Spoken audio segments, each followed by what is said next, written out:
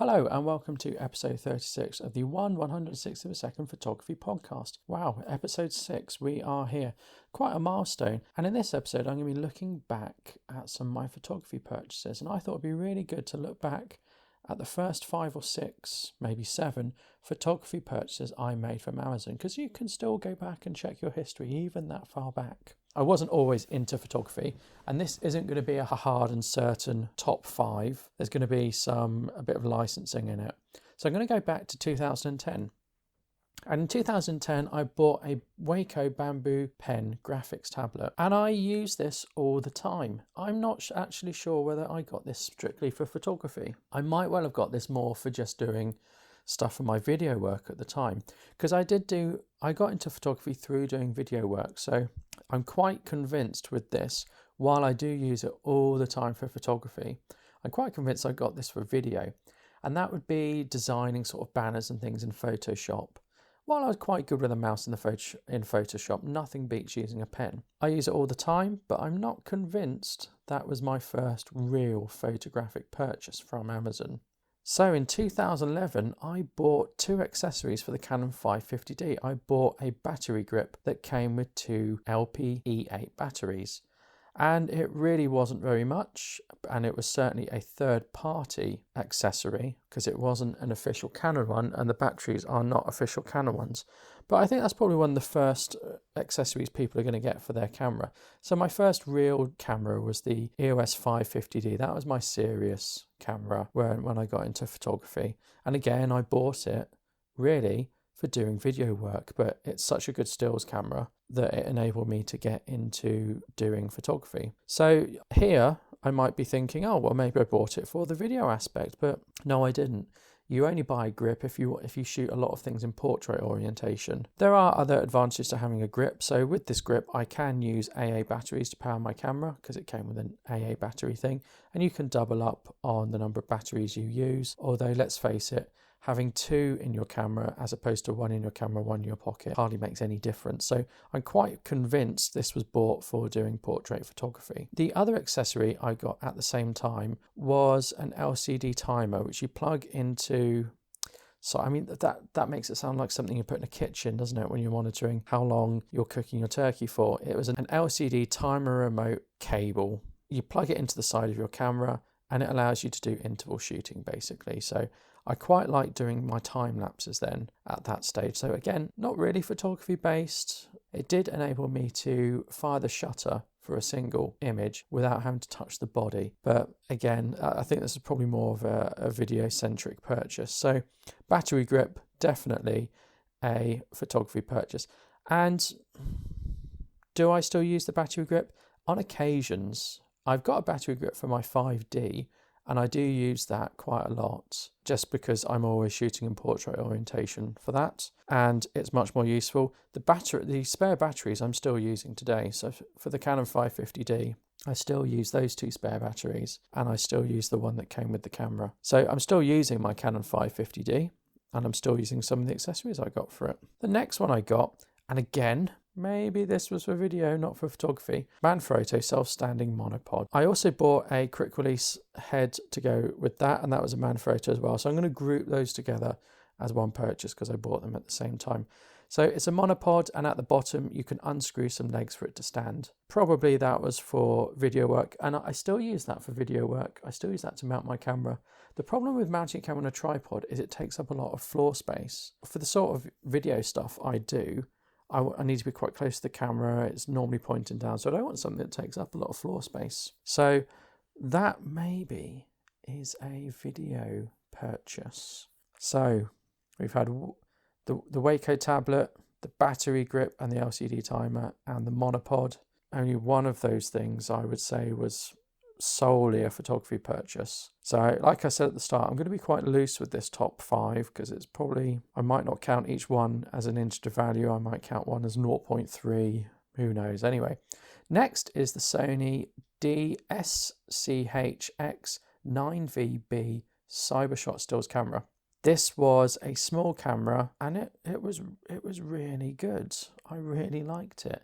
It had a lot of auto modes. I don't think it didn't do raw shooting. It did JPEGs, but it did things like really natural HDR. It had really good video. It was my first real compact camera that I started taking everywhere with me.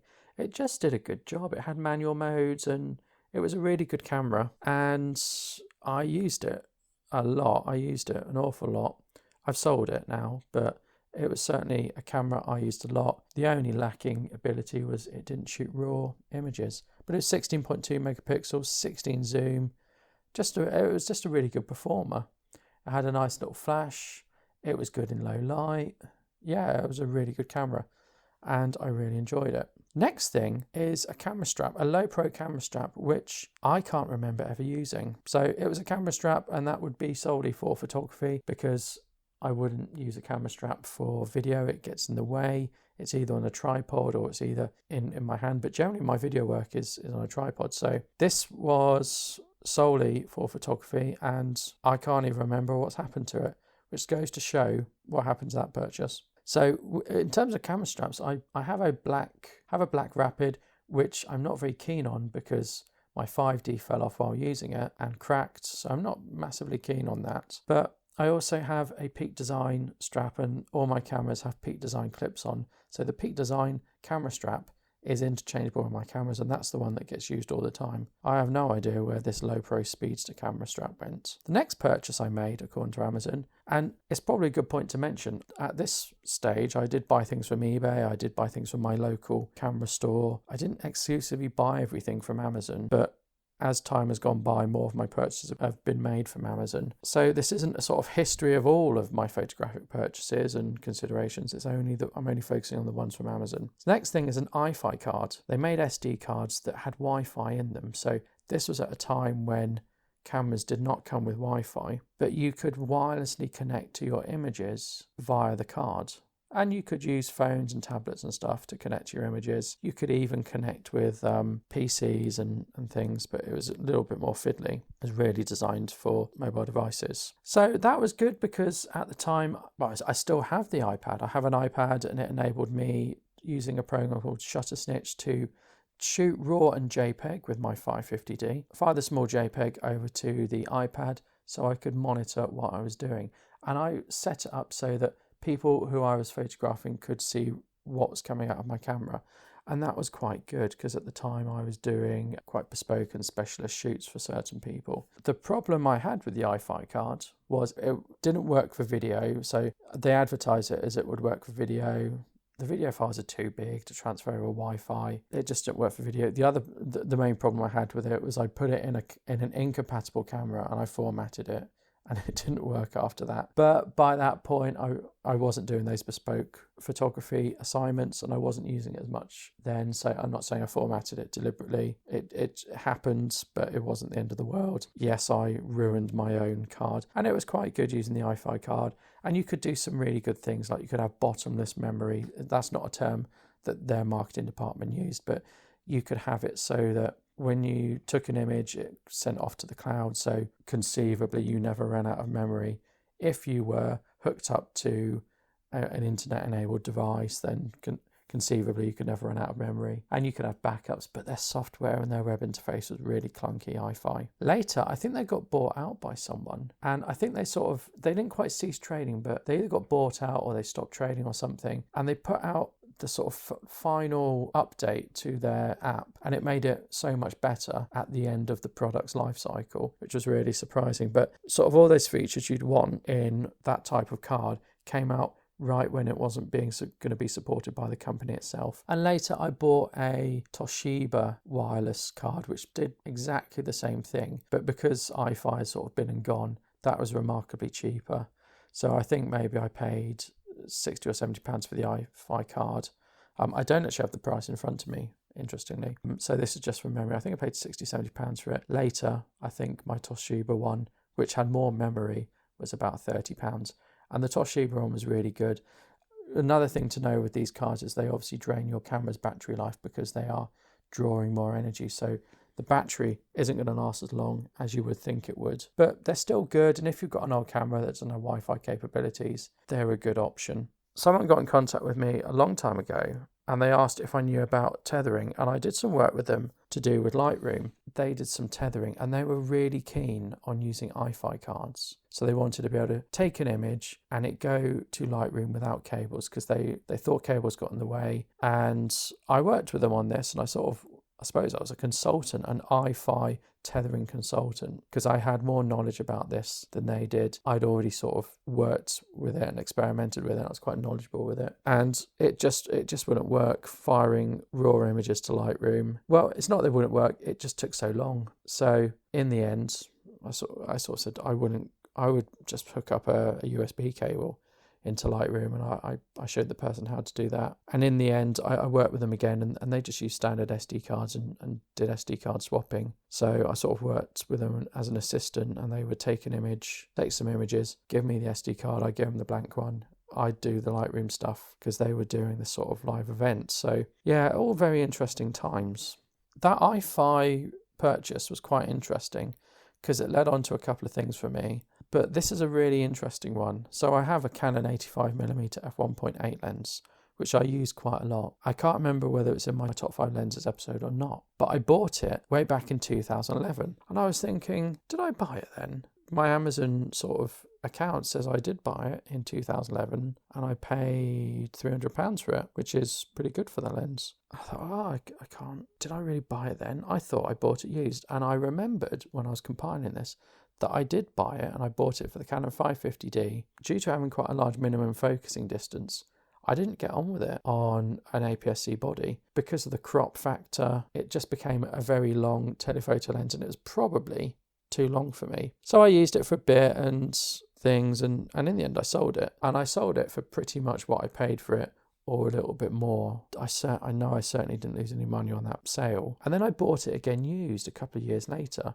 when I had the 5D. I bought it for, I think, under £150. What do those purchases tell me? Well, those purchases are at the very start of my sort of photographic journey, and they're more about me experimenting with things and trying things out. Some of those things I've sold, some of those things I have no memory of. I'm quite convinced they wouldn't have been a present for people. I'm quite convinced I would have bought them for myself, but I have no memory of them. And some things have become obsolete as sort of time has moved on. Some things I've completely ruined myself, like the iFi card. And some things I've sort of upgraded as I've gone along. When I bought the HX9 VB, really I wanted an RX100, but such a product didn't exist at the time. I wanted to be able to shoot RAW, have a bit of zoom, small camera I can fit in my pocket, do a bit of video, that type of thing. And certainly, I'm not even sure I had a smartphone in 2010 and 2011. So of those purchases, which one has been the best? I think in terms of bang for buck, it's got to be the Wacom Bamboo Pen graphics tablet. That was under £50.